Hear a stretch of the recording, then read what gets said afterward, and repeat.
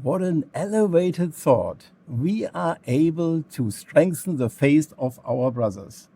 Our brothers already believe in Jehovah. They do their best to serve Jehovah. But still, with our words and deeds, we can encourage and strengthen them. Did someone ever say to you, "You made my day"? Maybe you gave him a gift, or you commended him for something, or you just listened to him. We all have this gift of being able to strengthen our brothers, and we are encouraged to do it to the full. So, do you try always to be upbuilding? The Apostle Paul tried this, and he mentioned it in Romans 1, verse 11 and 12. Let us read it. Romans 1, 11 and 12. For I am longing to see you, that I may impart some spiritual gift to you, for you to be made firm, or rather, that we may have an interchange of encouragement by one another's faith, both yours and mine. What gift did Paul have in mind when he mentioned it here? His use of the word spiritual indicates that he was talking about helping his brothers and sisters. He encouraged them with his words and with his personal interest in them. And according to verse 12, he himself was encouraged. As we know, where there is strong shadow, there is much light. As much as positive speech can encourage us, negative, critical speech can discourage others and ourselves. Do you remember the last time when you spoke negatively about someone? If not, that's great, wonderful. But if you remember when you spoke critical about someone, did you feel good after such a conversation? No, it's not upbuilding and it's not fair. When we have the tendency to see our brothers or our elders critically, or we tend to complain about organizational arrangements, we are no longer strengthening the faith of others, but weakening it. To be realistic, it is not always so easy to keep a conversation positive. Let us watch a demonstration that shows how we might help a fellow believer. Sam and Rob are both family heads, and Sam knows that Rob has been under pressure lately. You look exhausted, Rob. Is everything okay? I don't know, Sam. I just don't know. What's the matter? Sam, why are the brothers always telling us to do more?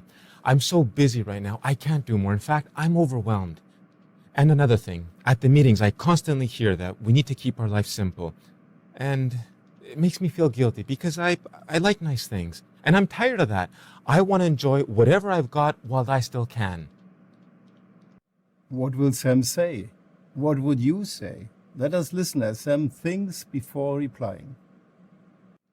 Wow, Rob is under a lot of pressure right now, and he needs some encouragement. I know his thinking isn't correct, and I think deep down he knows that too. So what can I say that will strengthen his faith? You know, Rob, I've actually thought about those things too. Could I tell you about it? Please, do.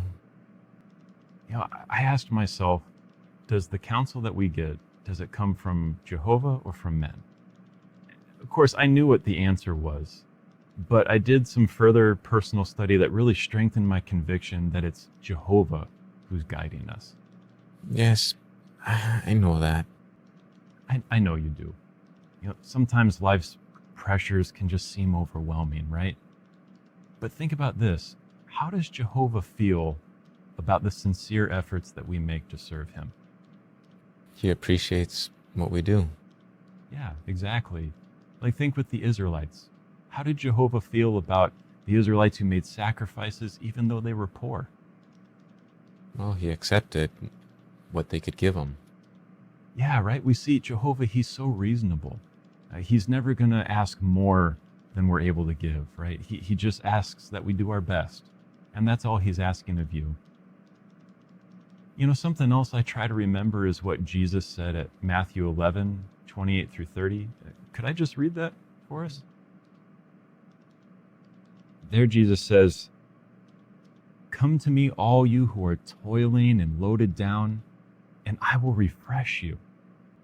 Take my yoke upon you and learn from me, for I am mild-tempered and lowly in heart, and you will find refreshment for yourselves.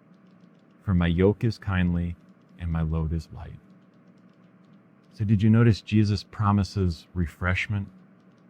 So, we can enjoy some nice things, but we have to be so careful that it never distracts us from what's really going to refresh us. Refreshment, that's just what I need. Well, tell you what, how about you and your family come over next week, join us for family worship. Afterwards, we can play some games. It'll be fun. How does that sound?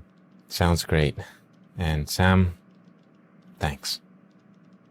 Didn't Sam react in a wonderful way? Maybe he was also exhausted when he approached Rob. Family heads are under a lot of pressure these days. Sam knew immediately that Rob wasn't right, so he couldn't agree with his wild talk. And he saw also that Rob was upset and exhausted, so criticism wouldn't help either. Sam thought before he spoke. He found comforting words of encouragement without embarrassing Rob. He spoke like a friend to him. Rob's problem was not a matter of knowledge. It was a problem of emotions. Sam didn't judge him for his wild talk. He just helped Rob to see how reasonable Jehovah is.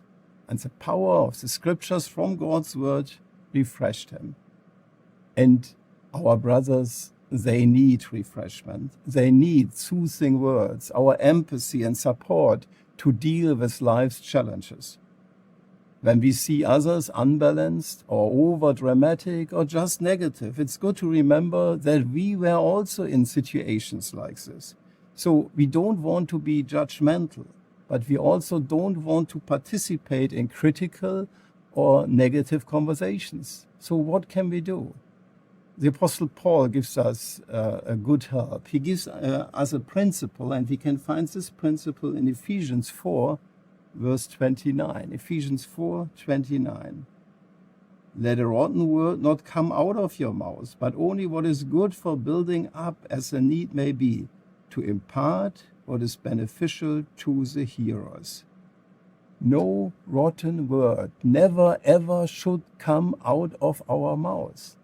So the word rotten can describe poisoned food, and food poisoning can have severe symptoms. So we avoid any food which is not in a good condition.